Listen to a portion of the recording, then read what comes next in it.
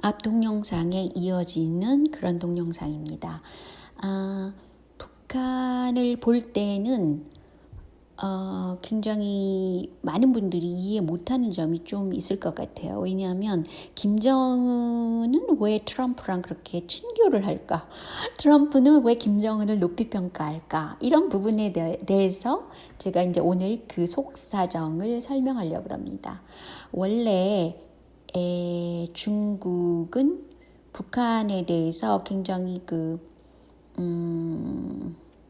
민족주의적인데도 강하고 또 핵무기도 갖고 있는 거를 중국은 싫어해요. 반대를 하죠. 왜냐하면 힘이 강한 나라가 옆 나라에 있다고 생각해 보십시오. 그거 별로 좋아하지 않지 않겠어요? 가령 일본 자체가 한반도가 만약에 힘이 세진다.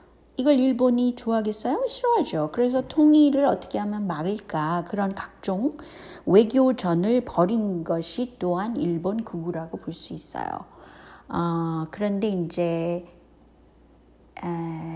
그 통일교 쪽에서는 이렇게 승공, 공산주의 반대 또는 공산주의를 이긴다라는 거를 원래 그 50년대에 미국에서 일어난 그 메카시즘의 영향이 있었을 거라고 생각하는데 어쨌든 그런 걸 가지고 미국 보수당과 굉장히 또 친한 면이 있어요. 통일교가. 그런데 일본 보수 쪽하고도 또 친하다 그래요. 그러니까 이 정치세를 상관없이 그냥 종교적인 힘, 돈의 힘 이걸 갖고 있는 게 사실은 통일교 세력이라고 볼 수 있죠. 근데 그걸 말하려는 것은 아니고요. 북한을 분할하자라는 가상으로 북한 분할 시나리오를 검토한 것에는 2009년도에 그런 검토가 있었다 그러는데요. 그 당시에는 북한이 핵무기를 보유하지 않았을 때고 중국몽이 그렇게 크지 않았을 때입니다. 때문에 북한에서는 전략적으로 이런 거를 검토할 만하다고 봅니다. 그런데 말이죠. 왜 중국이 2015년도에 한반도 전쟁 시 분할을 미국 측에다가 얘기를 했다는 거예요. 그래서 미국 측의 합참이 통일 한반도가 되면 미국과의 동맹을 위협하기 때문에 통일을 시키기보다는 북한을 중국과의 마찰에서 중재하는 지역으로 놓자. 그래서 한국에 대한 지배권을 계속 유지를 하자. 이런 생각을 했다고 그러네요. 그런데 때문에 김정은으로서는 미국하고 친해져야 되겠죠. 그리고 뭐 사드 배치 난 오케이야. 뭐 이렇게도 얘기할 수 있는 거고 만약에 핵무기를 포기할 경우에 그 안전 보장을 어떻게 할 거냐. 그것에 대해서 굉장히 고민을 많이 하겠죠. 근데 이제 최종 방법으로는 트럼프와 친해서 그 어떤 북한이 분할되지 않으면서 뭐 핵무기에는 차차 없애면서 그 중국몽에 대처하는 그런 방안이 최선이 아닐까 그렇게 생각이 되네요. 저도. 그래서 아마 김정은은 트럼프에 대해서 굉장히 그 러브콜을 하고 트럼프도 북한에 대해서 굉장히 러브콜을 하는 이유가 북한은 뭐 인력도 좋고 또 자원도 있고 또 민족주의적인 것도 어느 정도 강하고 하기 때문에 대중국전에 굉장히 중요하단 말이죠. 특히 기술적으로도 가르쳐 주면 그것을 오히려 굉장히 그 미국의 전략 하에서 일관되게 그렇게 행할 수 있다고 볼 수도 있어요. 제가 보기에는 트럼프의 입장이 그렇지 않을까라고 생각이 됩니다. 그러니까 대중국전, 중국의 힘이 굉장히 어마무시하게 커졌기 때문에 그것에 대해서 어떻게 하면 그거를 막을까라는 생각이 가장 지금 트럼프의 머릿속을 지배하고 있다는 거죠. 어쩌면 미국의 그 브레인들의 머릿속을 전략을 지배하고 있다고 볼 수 있습니다. 근데 잠깐 여기서 분할론에 대해서 얘기를 하면 일본도 전후에 일본 분할을 4-5나라가 분할을 하자. 그런 생각, 구상이 존재했습니다. 그렇지만 현재는 미군 기지만 존재할 뿐이고 일본의 영향을 정치적으로 많이 갖지만 일본 기술에 또 의존하고 있고 그것이 또 미국이기도 합니다. 그래서 여기 막간을 얘기하면 한국이나 북한은 기술력의 첨단 기술력을 중국으로 보내면 절대로 안 됩니다. 그래서 그래야만 굉장히 입지가 돈독이 되는 것이죠. 자신들의 입지가. 그렇기 때문에 그것을 오히려 기술 탈취를 당하지 않을 것이 오히려 북한일 수도 있습니다. 왜냐하면 그것을 개인주의가 적기 때문에 그걸 컨트롤할 조직이 있다는 거죠. 한국의 경우는 그냥 개인적으로 내가 돈만 많이 주면 그래 줄게 뭐 이런 식으로 가니까 이것이 큰 문제이기 때문에 오히려 한국에서는 이런 거에 처벌을 엄청 높여야 된다고 생각해요. 지금 장기적으로 볼 때는 제가 보기에는 그렇습니다.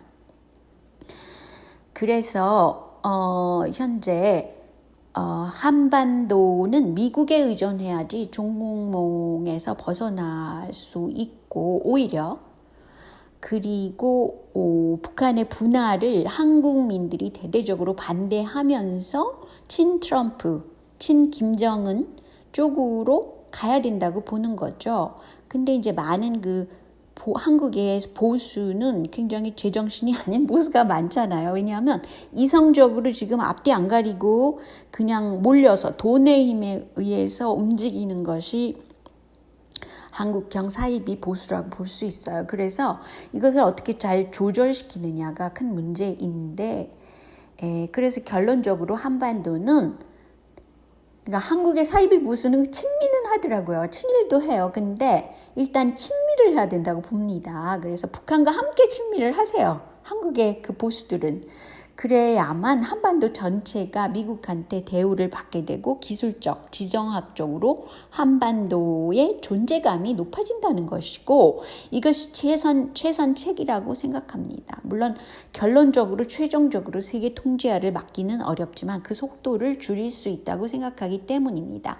현재 미국이 대중국전으로 대만을 지금 좀 중국에서 떨어뜨리고요. 홍콩 사태를 일으키지는 않았지만 적당히 이용을 했고 또 이란의 석유 원유를 중국이 많이 가지고 갑니다. 한국은 지금 그거를 끊어버렸지만 그래서 호르무즈 사태가 일어났는데 뭐 이것이 사실은 대중국전이라고 저는 보고 있습니다.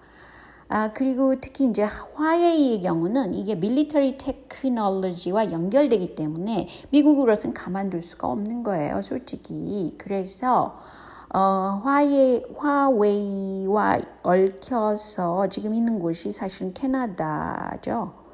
그래서 유럽도 영국으로 간 것이 홍콩의 그 돈 많은 그 리커신가 그쪽 사람이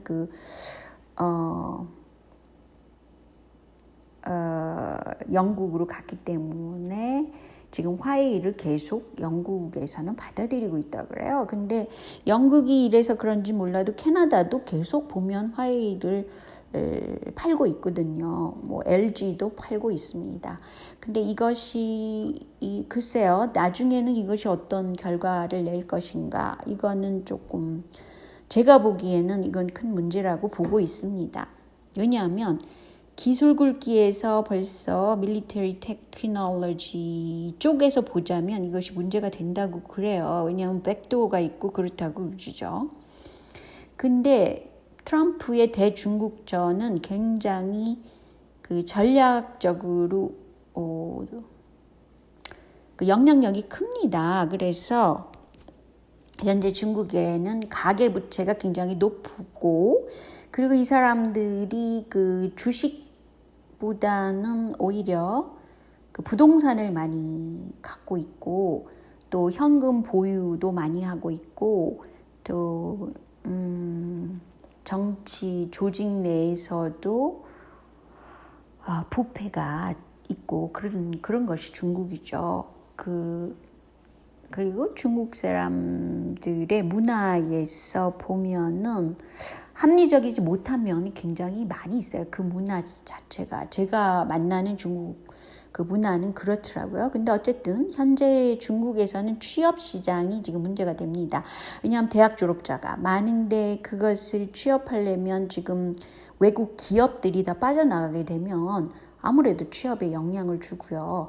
아무리 중국 내의 내수가 강하다고 하지만 먹고 살기 위해서는 왜냐하면 젊은 층 취업률이 낮아진다는 것은 국가적으로 볼 때는 정치력을 발휘할 수가 있어요. 이 젊은 그 교육된 사람들이 뭐 농촌으로 가서 농사져라 이런다고 그래도 받아들이지 않을 그런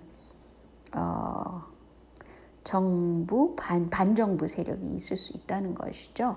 그리고 1대1로 때문에 그 뿌려진 중국의 그 돈이 달러든가 뭐 그런 돈들이 1대1로 그에 있는 국가들이 부채로 남아있기 때문에 이것을 어떻게 처치하느냐 이 세 가지 큰 면이 있다고 보고요.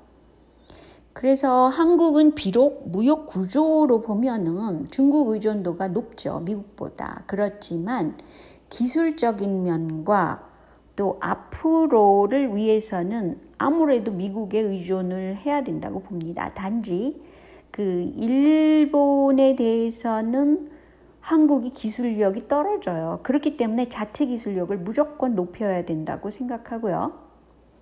그리고 실질적으로 일본의 그걸 뭐라 그러죠? 그 개인 부채, 한국의 개인 부채를 늘리도록 하는 그런 고율의 이자율을 내는 그 부채를 늘린 게 또 일본 자금이잖아요. 그런 것들을 어떻게 한국이 해결할까? 그리고 청년 취업률을 어떻게 높일까? 또 자국 중심으로 어떻게 경제를 운영할까? 너무 지나치게 세계화 그러니까 이게 사실은 록펠러가 추진한 세계화가 거기까지 간 거죠. UN, 록펠러, UN 뭐 이런 식으로 UN 기구를 중시하고 한국이요. 그래서 뭐 쓸데없이 한국 경제 사정을 보자면 전혀 무슨 난민이나 이민 정책을 오픈하면 안 되는 거거든요. 그런데 뭐 삼성 기획하에서 그런 것이 이루어진다든지 뭐 전자식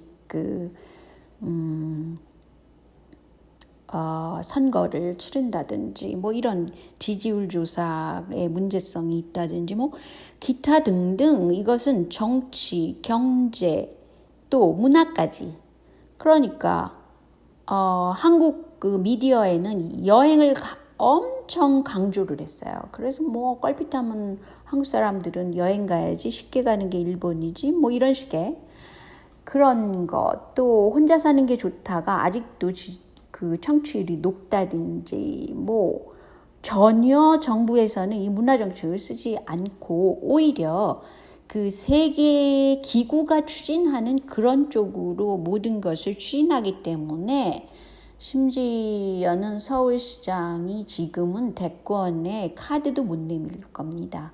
굉장히 정책적으로 한국민을 위해서 이러지 않는데 어떻게 그 지지율이 높겠어요? 생각을 해보세요.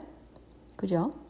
그래서 지금 제가 생각하는 거는 그래도 일을 엄청 잘해온 이재명 지사를 지지하지만 이분이 좀 더 그 한국민과 한반도의 미래를 위해서 굉장히 그 미국을 보는 관점을 좀 다르게 현재 민주당의 전략과 다르게 그런 쪽으로 가서 그 장기적인 안목을 가지고 대중국에 대해서도 어떻게 전략을 취해야 되나 이런 것도 고민을 다시 해봐야 된다고 생각하고요.